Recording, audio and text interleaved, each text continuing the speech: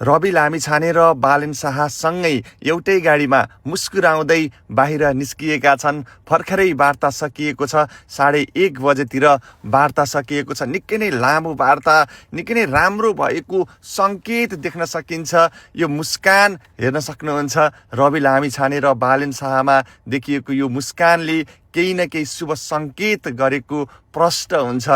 यसैबीच रवि लामिछाने र बालेन शाहलाई भेट गराउने, भेटवार्तामा बसाल्ने महत्त्वपूर्ण भूमिका खेलेका व्यक्ति राष्ट्रपाका पूर्व सांसद तथा नेता असीम शाहले भर्खरै स्ट्याटस लेखेका छन्। अन्ततः कथाको सुखद सुरुवात भएको छ।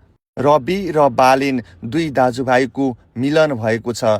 यो व्यक्तिको मात्र होइन, देशले खोजेको आशाको मिलन हो। हामी सबै नेपालीलाई बधाई छ। मध्यरातमा असीम शाहले लेखेको यो स्ट्याटसले पनि एउटा सङ्केत के गरेको छ भने अब नयाँ शक्ति मिल्छन्, बालेन र रवि मिलेर राजनीतिमा आउँछन् भन्ने एउटा सङ्केत गरेको प्रष्ट हुन्छ।